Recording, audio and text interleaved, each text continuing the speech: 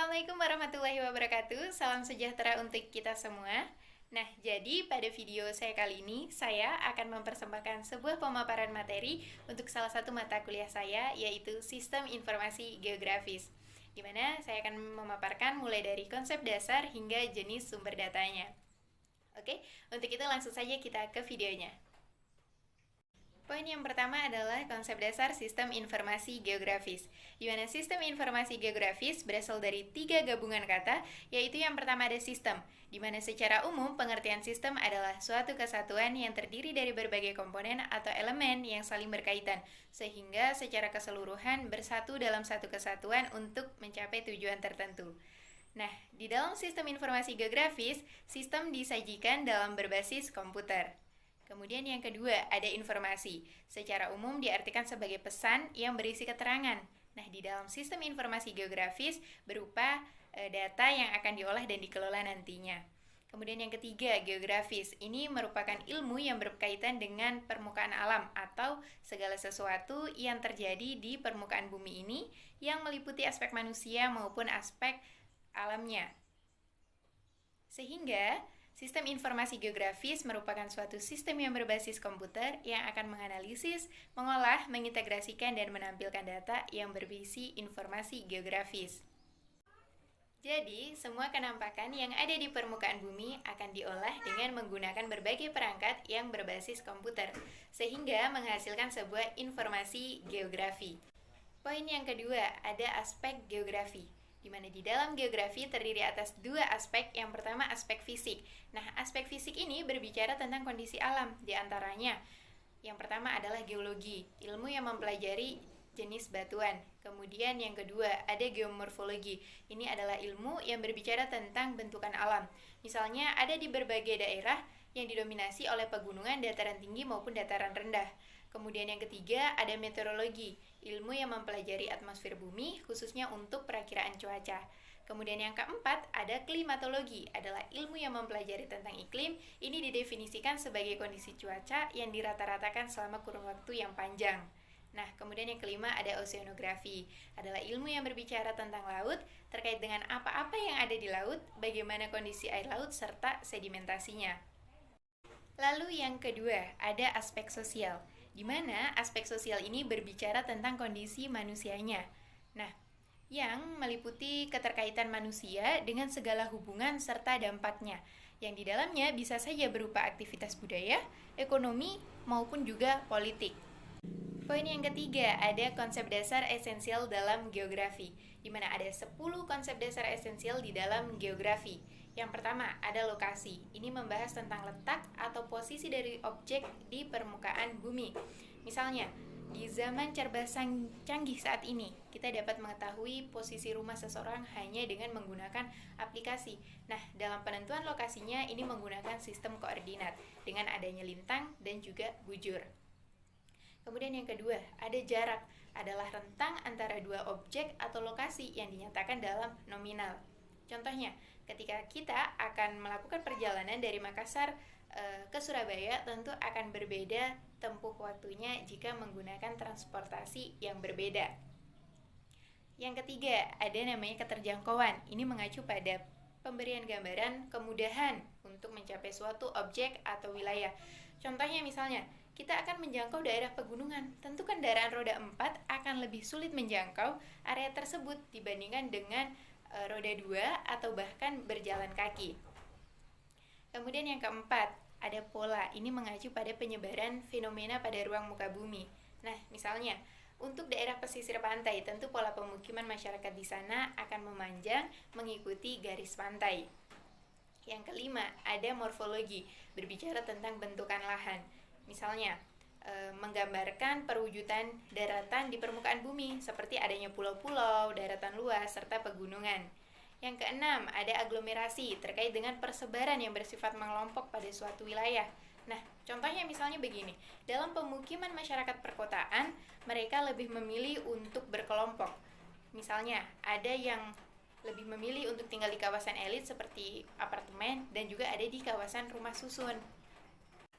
Kemudian yang ketujuh, ada nilai guna. Ini mengacu pada kelebihan yang dimiliki dari suatu tempat atau wilayah dengan memiliki nilai kegunaan yang berbeda berdasarkan fungsinya. Contohnya, wilayah yang memiliki alam yang indah akan cocok dijadikan sebagai daerah wisata. Kemudian yang kedelapan, ada interaksi dan interdependensi. Ini mengacu pada hubungan timbal balik atau saling ketergantungan antara wilayah. Nah, contohnya adalah antara desa dan kota, di mana kota membutuhkan pasokan hasil pertanian pangan khususnya dari desa, sedangkan desa memerlukan unsur-unsur teknologi dari kota. Kemudian yang kesembilan, ada diferensiasi area, di mana menggambarkan keunikan atau karakteristik antara wilayah satu dengan wilayah yang lain. Contohnya, konsep ini misalnya masyarakat pesisir bekerja sebagai nelayan, masyarakat pegunungan sebagai petani, dia bekerja di ladang ataupun di kebun. Dan yang terakhir, keterkaitan ruang, di mana konsep suatu wilayah yang dipengaruhi atau dikaitkan dengan wilayah lain.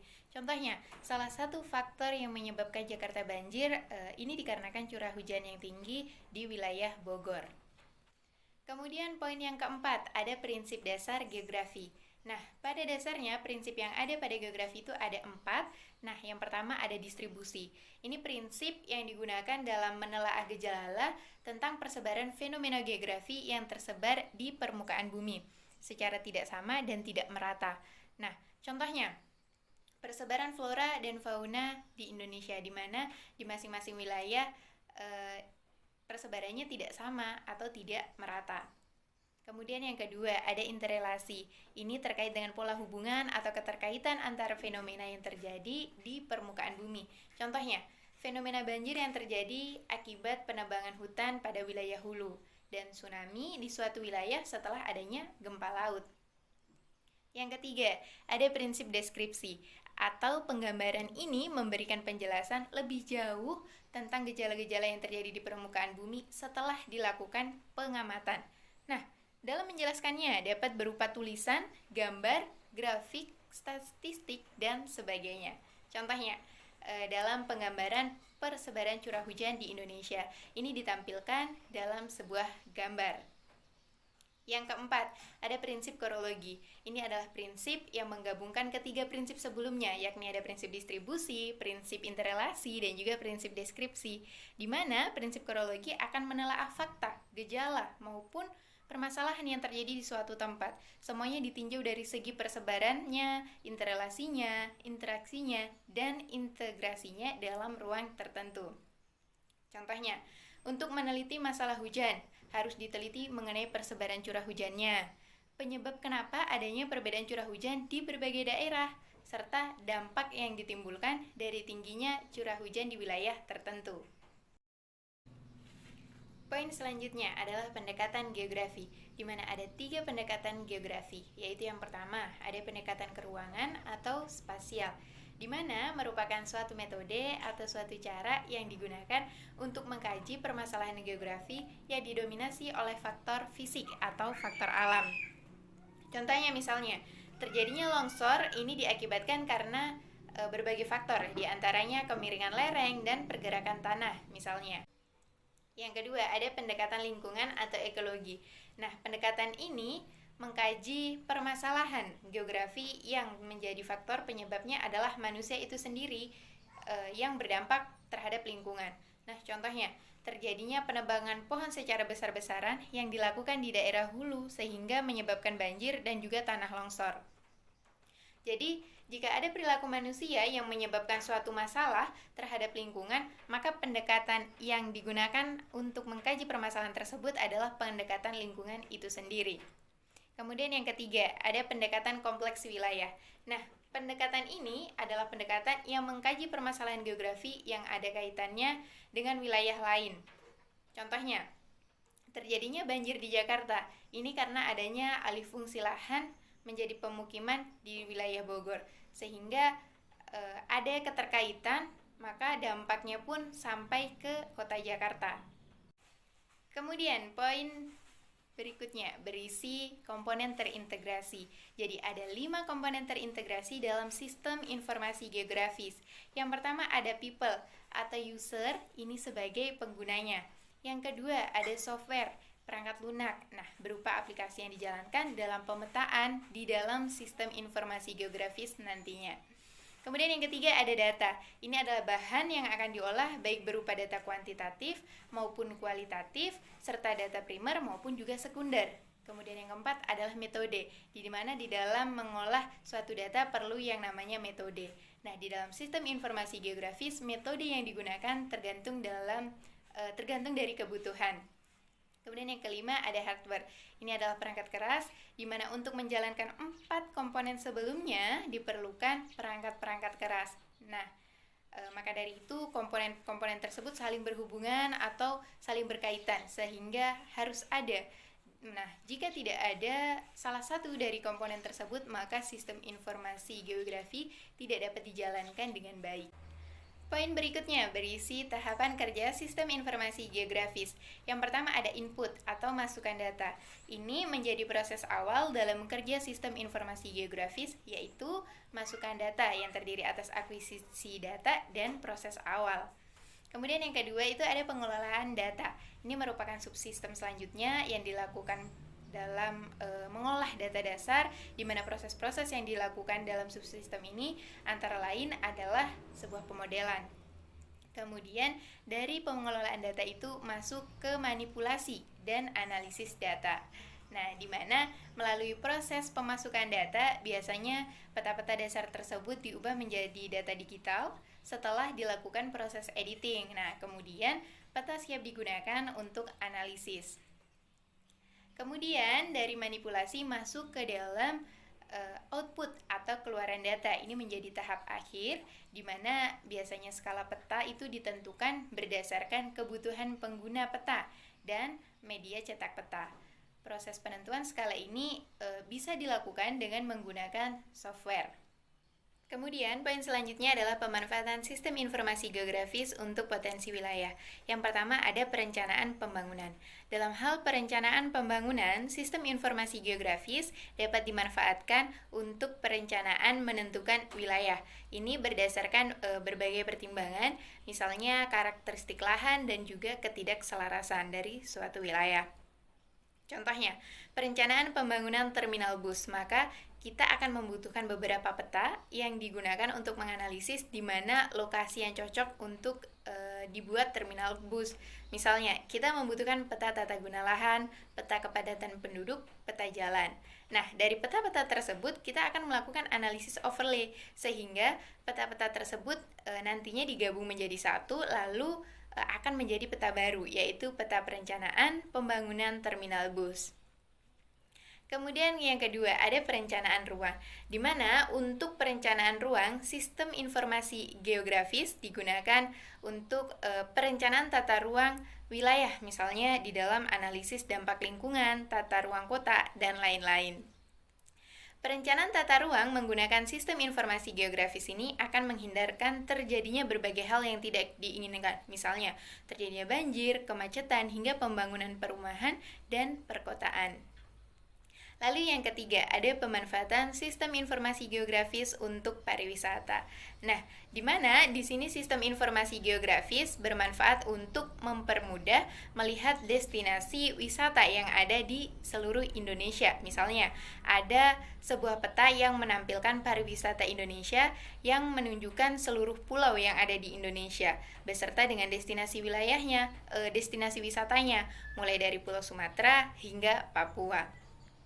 Lalu yang keempat, ada pemanfaatan sistem informasi geografis untuk perencanaan transportasi, di mana dalam hal transportasi digunakan salah satunya adalah untuk analisis kawasan yang rawan akan kemacetan dan juga kecelakaan. Nah, sistem informasi geografis berperan untuk memetakan suatu daerah tersebut, sehingga ada pemetaan tersendiri untuk kawasan yang rawan macet dan juga rawan kecelakaan. Adalah pemanfaatan sistem informasi geografis dalam bidang sosial budaya, di mana ia digunakan untuk mengetahui luas dan persebaran penduduk di suatu wilayah, sehingga mengetahui luas persebaran lahan pertanian dan pengembangan pemukiman penduduk. Lalu yang keenam, ada pemanfaatan sistem informasi geografis untuk mitigasi bencana. Nah, di mana sistem informasi geografis ini efektif sebagai sarana untuk menentukan lokasi tempat perlindungan di luar zona bencana atau menentukan daerah yang kiranya aman dan tidak rawan bencana. Contohnya adalah peta rawan bencana untuk kawasan atau untuk daerah gunung berapi. Nah, di dalam peta tersebut akan ditampilkan titik-titik wilayah mana saja yang kemungkinan rawan terkena semburan lava panas ataupun juga awan panas atau biasa yang disebut dengan wedus gembel akibat dari letusan gunung berapi. Sehingga di dalamnya terlihat tampilan resiko daerah akan kerawanannya yang tinggi dan juga daerah yang kerawanannya rendah. Nah, untuk poin terakhir ini berisi jenis sumber data sistem informasi geografis. Yang pertama itu ada data peta, yaitu data yang diperoleh dari peta, baik dari peta umum maupun peta tematik, yang kemudian nanti dikonversikan dalam bentuk digital. Yang kedua ada penginderaan jauh. Ini adalah data dalam bentuk citra dan foto udara atau non-foto. Kemudian yang ketiga ada data hasil pengukuran GPS. Ini adalah data yang berkaitan dengan posisi atau lokasi di permukaan bumi dengan bantuan GPS. Dan yang terakhir atau yang keempat ini data hasil pengukuran lapangan, yaitu data yang diperoleh secara langsung melalui hasil pengamatan di lapangan. Karena data tidak terekam atau diambil oleh penginderaan jauh, misalnya kepadatan penduduk, batas administrasi, dan juga curah hujan di suatu wilayah atau objek. Baiklah, itulah tadi hasil pemaparan materi terkait dengan salah satu mata kuliah saya, yaitu Sistem Informasi Geografis. Mudah-mudahan apa yang telah saya sampaikan dan juga sajikan dalam video ini dapat memberikan manfaat bagi teman-teman yang menyaksikan video ini. Dan akhir kata, saya ucapkan sekian dan terima kasih. Wassalamualaikum warahmatullahi wabarakatuh.